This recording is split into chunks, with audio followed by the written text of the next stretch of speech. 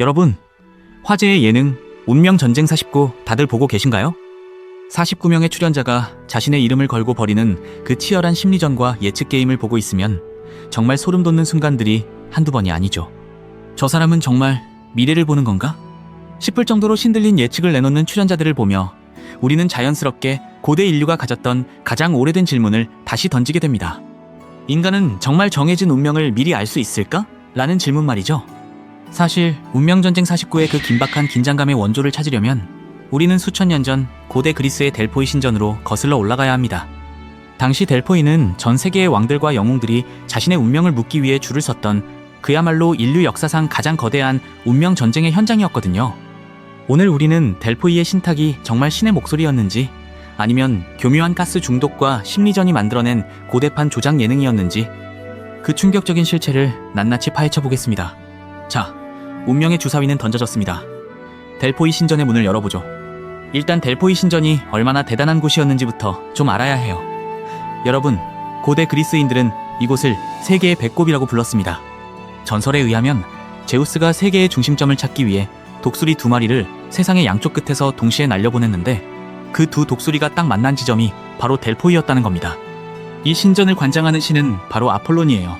네, 연애 운이 바닥이었던 그 아폴론 맞습니다. 근데 연애는 못해도 예언 쪽으로는 타의 추종을 불허하는 신이었거든요. 원래 델포이를 지키던 건 거대한 뱀 괴물 피톤이었는데 아폴론이 이 피톤을 화살로 쏴 죽이고 그 자리를 빼앗았습니다. 그리고 피톤의 이름에서 따온 것이 바로 신전의 무녀 피티아의 이름이에요. 자, 이 피티아의 위상이 얼마나 대단했냐면요. 국가의 운명이나 전쟁의 성패를 결정하기 전 왕이든 장군이든 일단 델포이부터 찾았어요. 근데 아무나 만날 수 있는 것도 아니었습니다.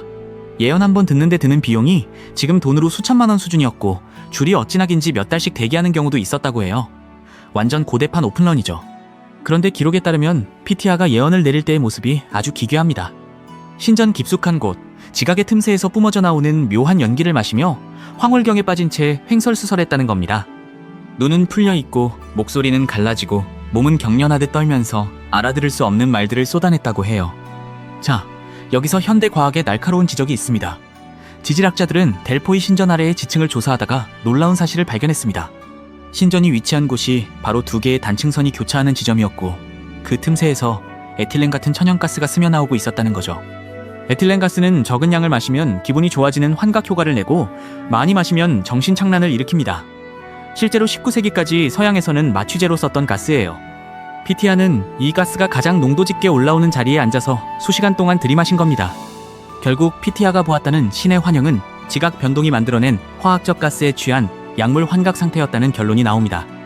신이 내려온 게 아니라 가스가 올라온 거였던 거예요. 하지만 주목해야 할 건 가스가 아닙니다.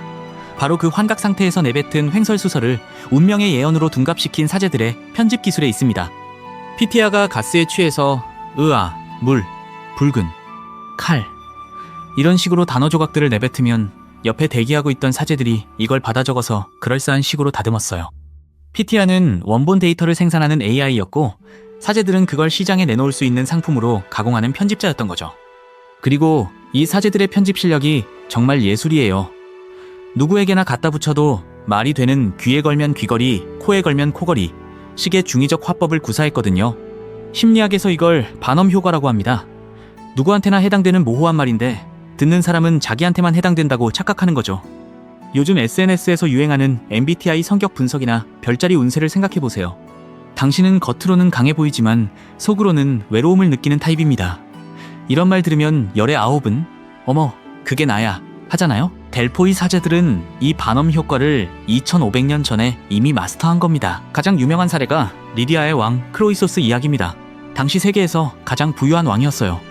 이 왕이 페르시아와 전쟁을 해도 될지 묻자 신탁은 이렇게 답합니다. 네가 강을 건너면 대제국 하나가 멸망할 것이다. 크로이소스는 당연히 그 제국이 페르시아인 줄 알고 신나서 강을 건넜습니다. 그런데 웬걸? 멸망한 건 바로 자신의 나라 리디아였습니다.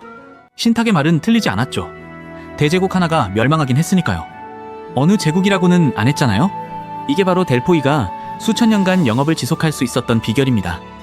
예언이 맞으면 역시 신의 목소리가 되고 틀리면 네가 해석을 잘못한 거지 예언이 틀린 게 아니야가 되는 무적의 비즈니스 모델이죠. 그리고 사제들에게는 또 하나의 무기가 있었습니다. 바로 정보력이에요.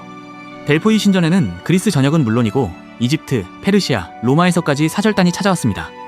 각국의 왕들이 자기 나라 사정을 이야기하며 예언을 구했으니까요. 사제들은 이 모든 상담 내용을 기록해뒀습니다. 전 세계 정치인들이 한 컨설팅 업체에 와서 자기 고민을 다 털어놓은 거예요. 그 정보를 가진 사제들이 국제 정세를 파악 못할 리가 있겠습니까? 예언이 아니라 정보 분석이었던 겁니다. 고대판 CIA라고 해도 과언이 아니에요. 결국 델포이의 예언가들은 미래를 본 것이 아니라 인간의 불안과 기대를 읽어낸 최고의 심리학자들이었습니다.